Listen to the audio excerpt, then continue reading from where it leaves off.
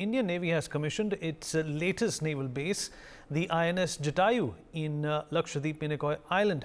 This is a move aimed at bolstering the security infrastructure of the Lakshadweep Islands, which stands at a crucial juncture. The Minicoy Islands, situated towards the south of Lakshadweep, strategically covers the sea lines of communications. A new naval unit with proper infrastructure boosts the overall operational capabilities of the Indian Navy.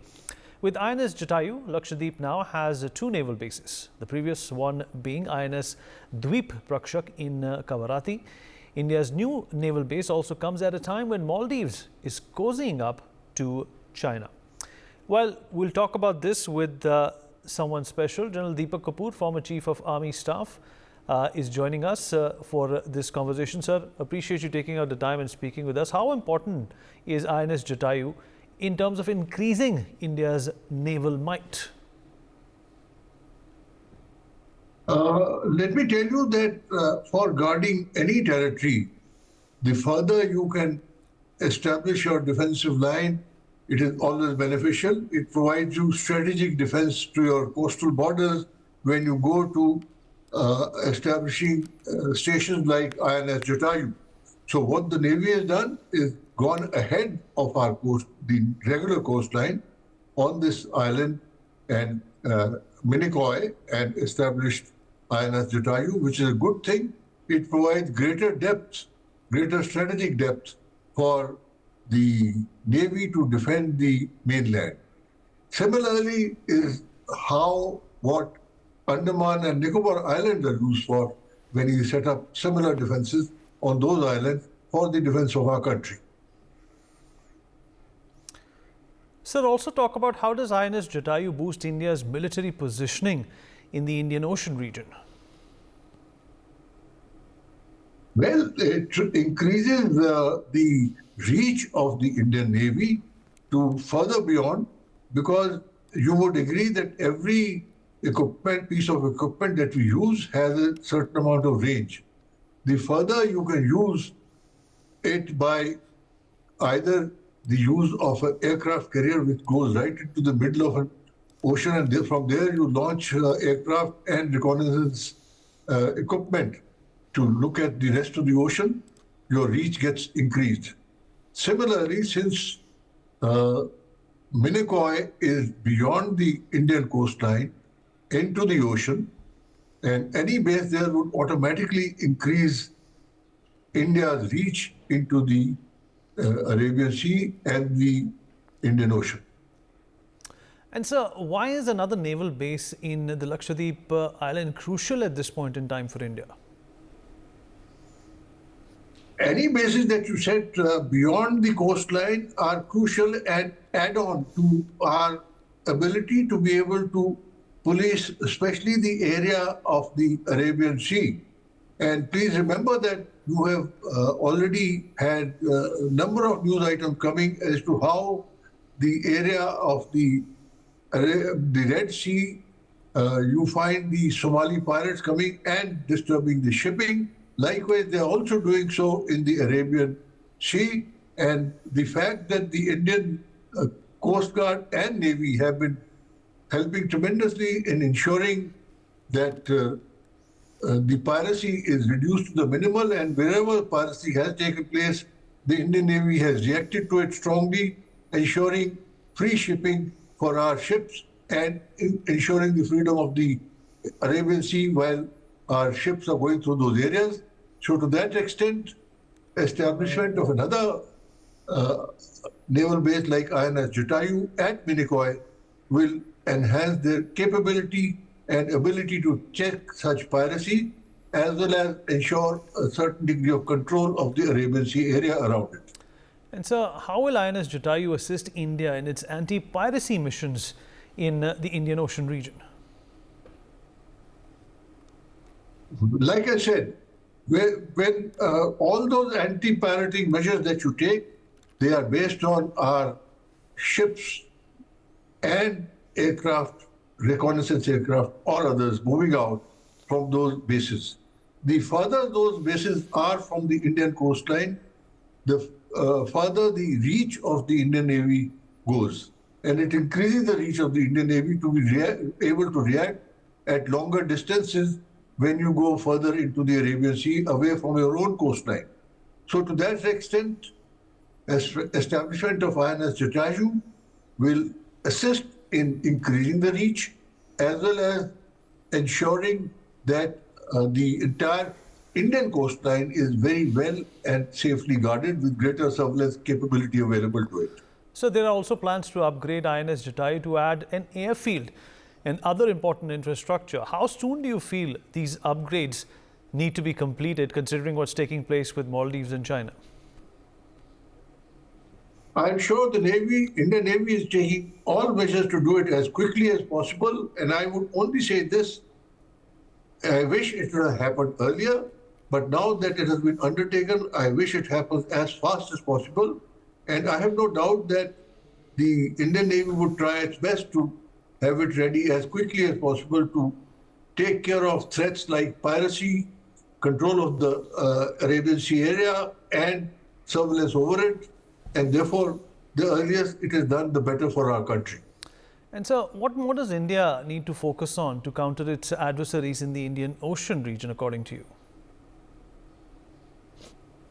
We in India are fortunate to have a number of islands around ahead of our coastline, like I mentioned earlier also, Andaman Nicobar Islands in the Bay of Bengal area.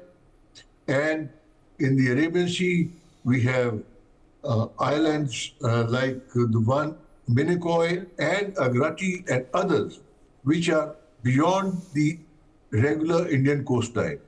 The sooner we can make use of these islands to have established bases from where our reach can be further increased, it ensures that we are able to do better surveillance of any threats which may be approaching the mainland from either through the Arabian Sea or as well as the Bay of Bengal. So to that extent, going forward and ahead of your regular coastline helps in increasing and ensuring better surveillance, better preparation, and warding of threats which may be imminent from a longer distance as depicted to us by reconnaissance capability. Right. So do you feel India now plays a central role in the protection of the Indian Ocean and, of course, the Indo-Pacific? India has a tremendous role to play in the Indo-Pacific region. And especially the fact that strategically India is located very prominently within the Indian Ocean region. It therefore becomes imperative that India ensures that its territorial integrity is maintained and any threats from the sides of the ocean, whether through the Arabian Sea or the Bay of Bengal, is firstly detected early. Thereafter, measures are taken to prepare for its confrontation. And secondly, it is resorted to and resolved early. So to that extent, India has a major role to play in the Indo-Pacific region. And as we go ahead in time, that role is gradually going to increase, especially with the acquisition of aircraft carriers, which the Indian Navy is hoping to have in the foreseeable future. So I appreciate you taking out the time and speaking with us and giving us those important perspectives and insights. Captain Sanjay Karve, former Navy officer, with us on the broadcast. Commodore Anil Jay Singh, former Navy officer, also joins us on the program. Captain Alok Bansal, former Navy officer, also with us on the show. Last but not the least, Commander Bhushan Diwan, former Navy officer, also joins us on the show. Captain Karve, if I can begin with you, if you can hear me. How are you? Good evening, everyone. Good evening, sir. Well, you know, this is not only about China or Maldives. This is also about India taking on its responsibility as the protector of, these regions with utmost certainty. Because China, as we know, has been flexing its muscles not only in the Indian Ocean but the South China Sea as well. What kind of a deterrent does it present to all those people who've been thinking that this is perhaps a soft area that they can just tread into whenever they want? If you look at the geography of Southern Asia, the 8-degree channel and the 9-degree channel is a very important shipping lane. Now, INS Jatayu is going to overlook the 8 degrees and 9 degrees shipping lane. If one looks at it practically, nothing is going to change overnight. Just by commissioning a naval establishment, INS Jatayu, things don't change overnight. But what it does send a strong message to everyone around, and especially the small Southeast Asian nations who are looking up to India to guard the Indian Ocean. It is also a deterrent to Maldives and primarily to China. If you notice in the last few days, China and Maldives have got into a no-holds-barred pact about military. And I won't be surprised if after May, it is the Chinese People's PLA replacing the Indian Navy and the Indian Coast Guard Dornier and the ALH in Maldives. All this while, we just had a small detachment at Minicoy, which practically speaking served no purpose. If you look at the lay of the land, it's a coral island. To build a jetty or to build a runway is going to be a very difficult task considering the ecological nature of those islands. However, what the Navy or the government of India has done has showed a positive intent and a message to everyone around that, look, we are here. The Indian Ocean is our backyard, and we will not tolerate anyone else meddling into it. Okay. Commodore Anil Jay Singh, if you can hear me. Yes, I can hear you. I hope you can hear me clearly Loud as well. and clear. Well, India's security infrastructure, it needs an upgrade, it needs a boosting. But considering, what we've been seeing with China and Maldives recently, and even with China and Sri Lanka in the last few years, how is this move, welcome as well as timely? I think as has been mentioned by Captain Karve, I think what Jatayu is going to do is give a strong message. We've had a detachment at Minicoy earlier. At that point of time, firstly, let me explain that the strategic importance of the Andaman Nicobar Islands on our eastern seaboard and the Lakshadweep group of islands on our western seaboard has been well and truly understood by the Indian government and the Indian Navy. Not from now, but for a long time. At various times, there have been sort of discussions on what needs to be done to further strengthen these islands, strengthen India's strategic reach by, positioning adequate military force on these islands. The security situation, perhaps earlier did not necessarily require that to that extent, which is now changing very rapidly. China is very clearly is intending to be the dominant maritime force in the Indian Ocean, because that is the only way it gets access to the Atlantic and the Mediterranean, and therefore it's a prerequisite if China wants to be a dominant global maritime power by 2035, as has been articulated by its president. If that be so, definitely the Chinese intention is to contain the Indian Navy, because so far in the last 75 years, the Indian Navy's preeminent position in the Indian Ocean has never been challenged. So India has to prepare itself capability-wise to be able to not allow China to contain it in the Indian Ocean. Now, this is not a zero-sum game. It's not that if China has so many ships, we must have the same number of ships. China has a defense budget 4 times ours.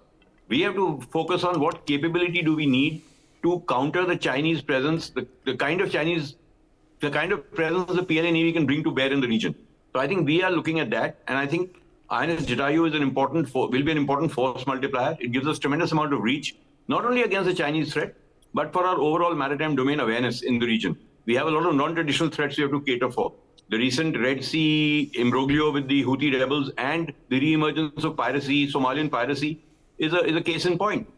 It's come up again after 10 or 12 years, and India has really stepped up its game in countering piracy, because not only is it important to ensure a free and open Indo-Pacific, to ensure the safety of trade passing through the region, but it is more important to nip this problem in the bud and not let it get out of control.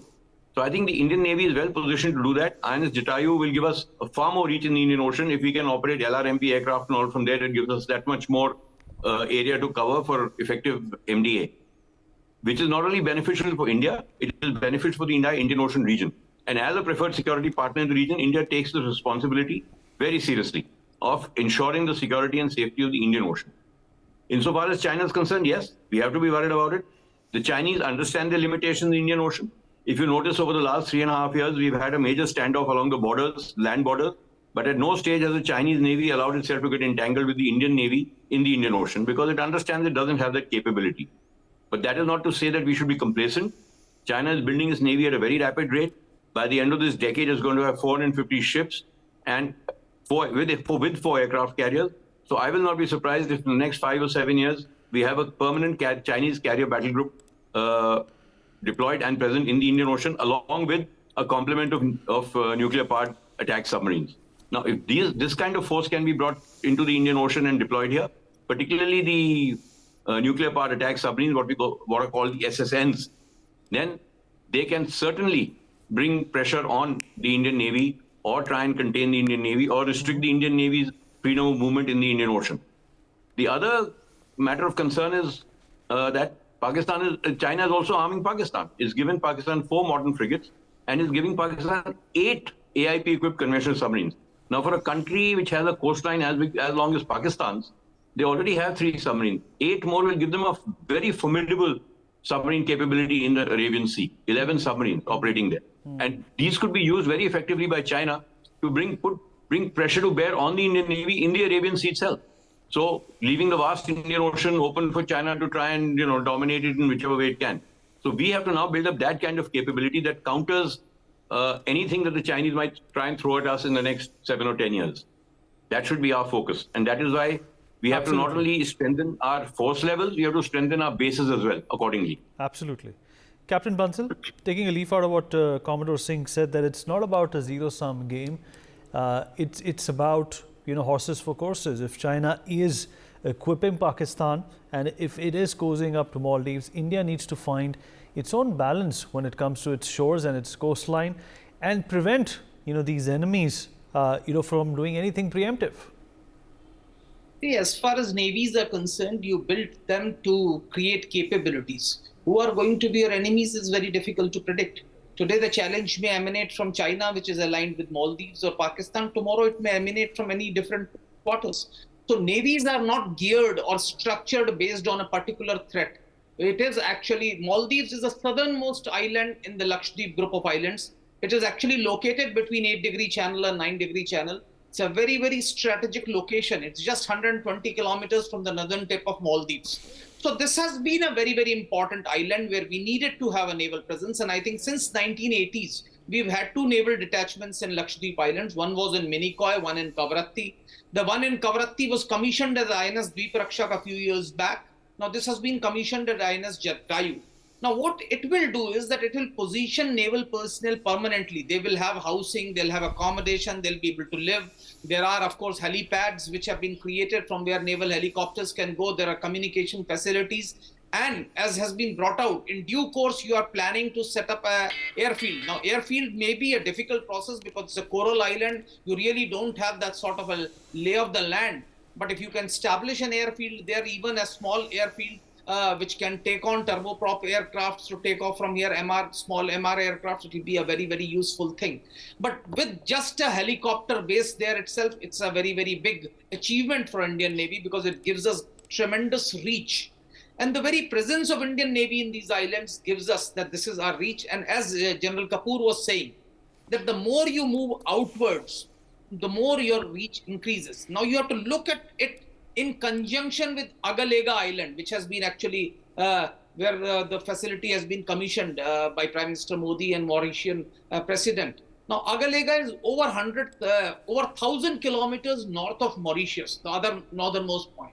So it's a very, very centrally located position. It's actually west of Diego Garcia. It's quite, as far as the western half of the Indian Ocean is concerned, it's a fairly centrally located position. Now, you look at Agalega, you look at Minicoy, you are expanding your reach. So Indian Navy has now a reach. We have aircraft which can patrol a large area, and you can have smaller, maybe helicopters and other aircraft taking off from these airfields. Now I think some jetties will be built up there in due course. You already have a small jetty, but if you can increase the depth, you will be able to bring bigger naval ships here, which can probably go and patrol from off Minicoy. Since it is between the 2 main navigable channels, 8-degree and 9-degree, a large amount of shipping passes through in the vicinity of Minicoy. So facilities in Minicoy will help us to monitor shipping.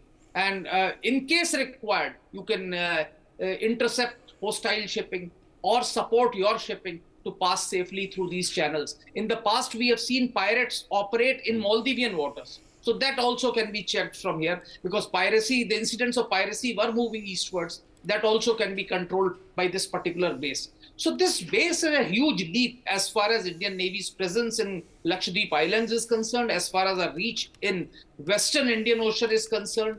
And it sends the right signal to the international community that we are capable of patrolling the Indian Ocean region. And as the largest littoral navy in the Indian Ocean region, we'll continue to dominate. And it also gives a certain level of confidence to the other littoral countries of the region who can seek assistance or help from us when required. As has been the case in the past, we have seen in the past Mozambique seek offshore security from Indian Navy. We have seen other friendly countries asking for evacuation of their citizens from war-torn countries by Indian Navy. We have provided humanitarian assistance and disaster relief. So this particular development in Lakshadweep will enhance Indian Navy's capabilities. At the same time, it will build up other infrastructure in due course, which will also result in socio-economic development of Lakshadweep, which we have been wanting, where Lakshadweep can emerge as a credible tourist destination with huge economic potential. You're absolutely right. And Commander Bhushan Diwan, sir, I hope you can hear me. Yes. Well, this infrastructure and this boost, this expansion of facilities is not only meant to protect us, but this is also sending a message to our partners, our associates, our allies, in fact, that, this is something that can be used in conjunction if push comes to shove from China. Sure. I just want to highlight, Navy is essentially a force which is meant to project power all over the world. Our warships have been registering their presence even in South China Sea. And over the last 1 year, in the West Arabian Sea, Central Arabian Sea, Gulf of Aden, etc. also, more than the multinational force there, naval force over there, the Indian warships have done an excellent job against Houthi rebels and pirates of Somalia also. The point I'm making is that this projection of power and protection of sea lines of communication, SLOC, these two issues are the primary task of any navy. In consonance with India's push to be a significant global power, or to begin with the Asian power, I think naval development is a crucial thing. Now, I think if you look at army land borders, the way our land infrastructure has been developed, the tunnels across the border, roads across land borders, that has been done perhaps now, perhaps rather late, as they say in Hindi mein, der aaye durust aaye, better late than never. But right now, when it comes to Navy, we are doing it in time. We are doing it proactively. And that is the way to go, because India has 1382, 1300, 1400 island territories. And these are our assets. And when you are reaching, you are expanding your borders. And second important point, there are 4 lakh square kilometers. 4 lakh square kilometers is the exclusive economic zone, EEZ, around Lakshadweep Minicoy Islands. We all know it, talking about blue ocean, talking about blue economy going forward. For the world itself, the sea, the blue economy, the wealth from sea, whether the minerals or the pharmaceuticals, and they're all going to come from sea. Now, we have done it in advance. Forget about going to moon or wherever else. Near our shores, we have done it, and we are beginning to do it, not done it. So first step. The point is, journey is very big, but even a voyage of 1,000 miles begins with one step. It's a very important step, and to checkmate China, to send a signal to all across, and send a signal to our internal constituency also, that India means to take defense much more seriously, much more strategically than has been the case in the past. You're absolutely right, sir. And, Captain Karve, this also begs the question that, how is this also a form of messaging to a number of countries who have, been antagonistic about India's stance of late?